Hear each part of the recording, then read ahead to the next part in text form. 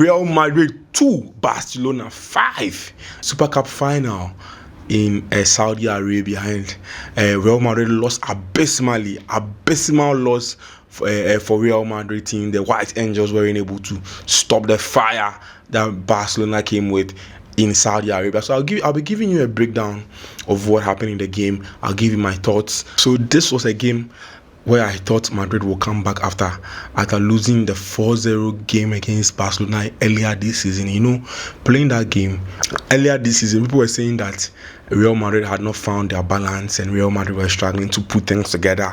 And Ancelotti is trying to find a balance between Kylian, Mbappé, Bellingham, Vinicius and the likes. Today, we ended up seeing Real Madrid lose by 5-2, and it could have been even worse. Many Madrid fans need to realize that the kind of football they play is a good brand of football. But I think some way somehow Ancelotti is losing the magical touch.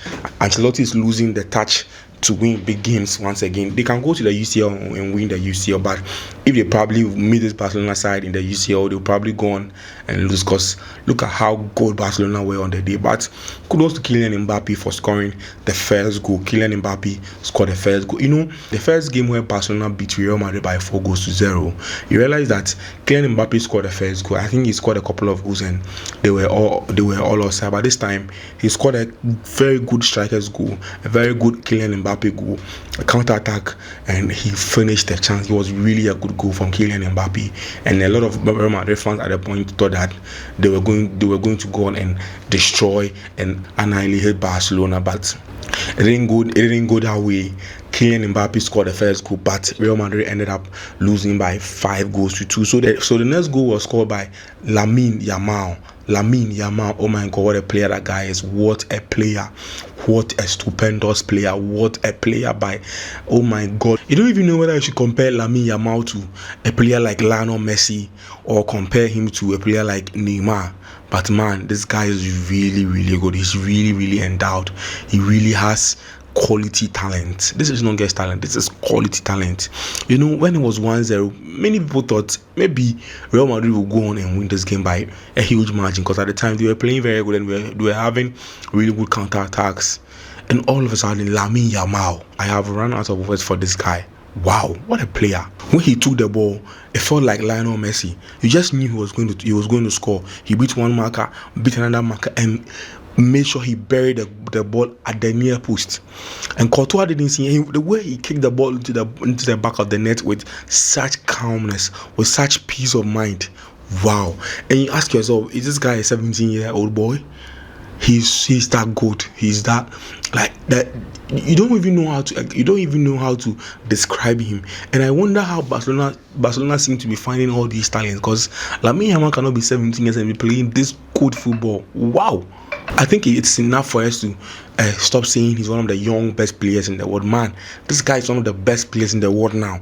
I think when it comes to the left wing or the right wing position, maybe probably the player who has performed better than him this season is Mohamed Salah. But man, this guy is generational. He's a star boy in his world.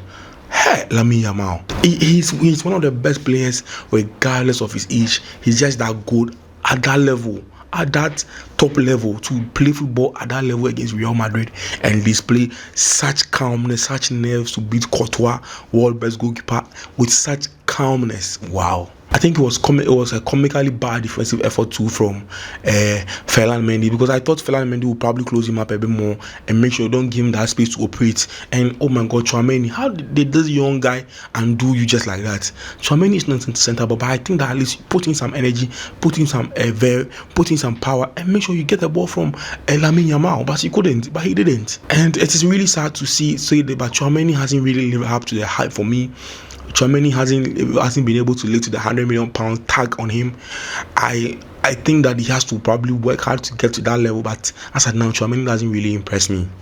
One thing that really amazes me is that This is a time where Barcelona are going through a lot of hardship, and out of nothing, a young boy from the academy that they did not buy with a dime, who is worth like about £100 million sterling, comes into the team, takes the team as his own, go to Real Madrid, go to big class, and make sure he wins matches for him. He decides games for himself, and he's costed Barcelona £0. For me, I think that he's the best 17-year-old in the last decades. Man, there's no player that comes close to Lamine Yamal and what we've seen so far. We've seen the young Kylian Mbappé. We've seen the young players in his. He's just the best 17-year-old we've seen in the last decade. He's just that good.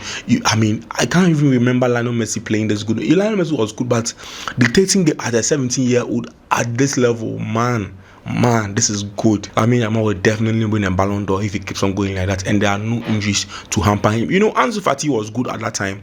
We could see what Ansu Fati was doing, but man, Lamine Yamal is far ahead of Ansu Fati, and it's not even a conversation.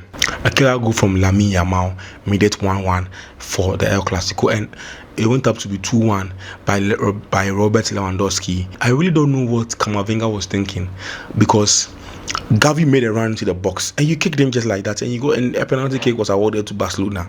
Like, sometimes we blame Ancelotti for these kind of losses, but the players too must take blame, because there's no way Camavinga goes into this tackle in any part of the world and doesn't get a penalty kick awarded against him. No, there's no way. How do you just kick a player against like that in the penalty box and expect the referee not to award a penalty kick for your opponent? What was Camavinga thinking? Or maybe he was not even thinking, because if he really thought, I don't think he would go into that tackle and make that mistake. Robert Lewandowski buried the ball into the back of the net, made it 2-1 for Barcelona. I think El Clasico is having his aura back. Back in the day when we used to watch El Clasico, we knew we were going to watch a certain Suarez, a certain Neymar, a certain Lionel Messi, a certain Cristiano Ronaldo, Mesut Ozil, and the like. But now, this El Clasico era is really getting their aura back. We are getting the likes of Lamine Yamal, we are getting the likes of Kylian Mbappé, we are getting the likes of Bellingham versus Pedri, Courtois versus Inaki Peña. We are seeing a lot of big matchups in this El Clasico, and the aura is really getting back. People are really enjoying this El Clasico like before. Before the halftime again, Barcelona scored a third goal, and that was I think probably this was the best goal in the game, because you see how Koundé sent in the cross and how Rafinha headed the ball in. Oh my God, what a hell, what a goal, what a pass. Rafinha buried it, making it 3-1. And all the front three for Barcelona scored against Real Madrid in the first half. Lamine Yamal scored, Rafinha scored, Lewandowski also scored. Madrid just can't find a way to defend. I don't know why Madrid is playing Tchouaméni as centre back up to now, when Alaba is probably getting back. Probably give the young boy a chance, the Raul guy, the small boy, a chance. Give him a chance to play. I don't understand why he's still playing Tchouaméni as a centre back, and Real Madrid can't just find a way to defend. A lot of Real Madrid fans were thinking that Barcelona have been losing a lot of matches recently and they are not playing well, but so we were going to trounce, or we are going to pounce upon Barcelona and beat them by a scoreline that that would disgrace Barcelona. But man, this one went on to be a game that Real Madrid could have lost by a huge margin if it was 11-11. People do not know that Barcelona have always played like this season.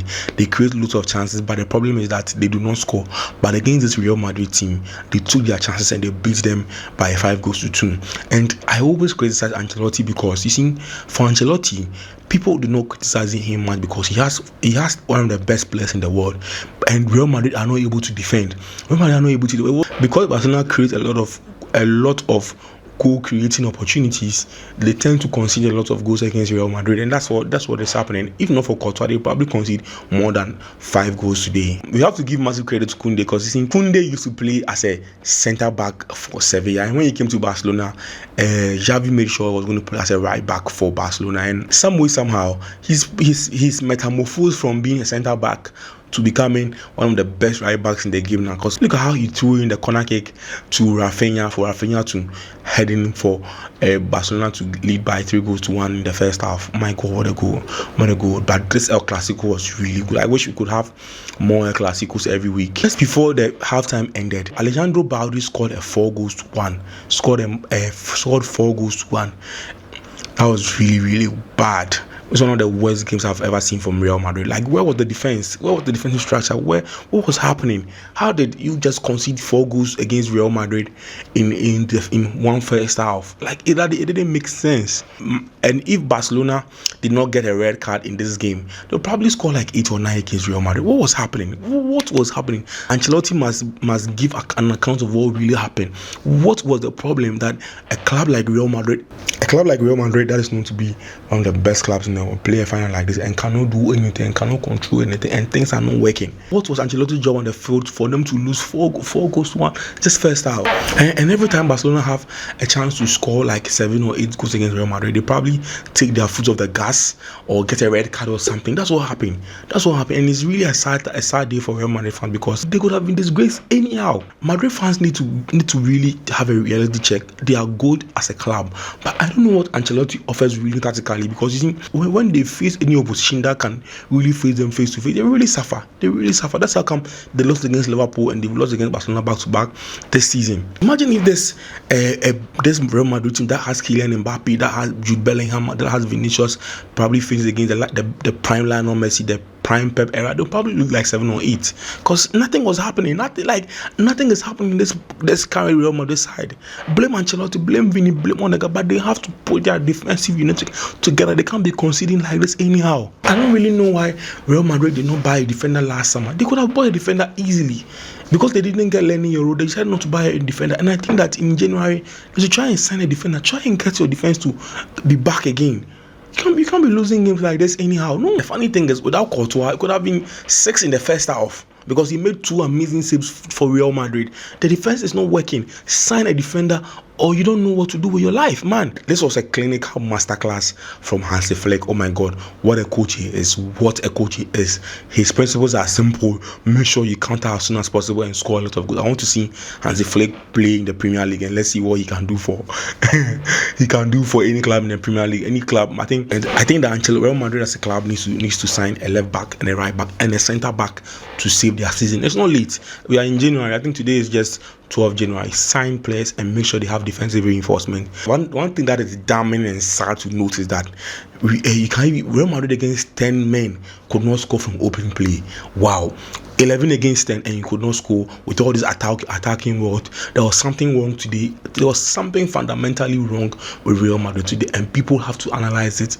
The Real Madrid team have to come together and put things together. I thought that Szczesny could have just let Mbappé score, because at the time it was 5 goals up. It was 4 goals difference. Maybe let him score, and then but there was a needless red card to take. I am really disappointed in Real Madrid and what they did today. It was shambolic.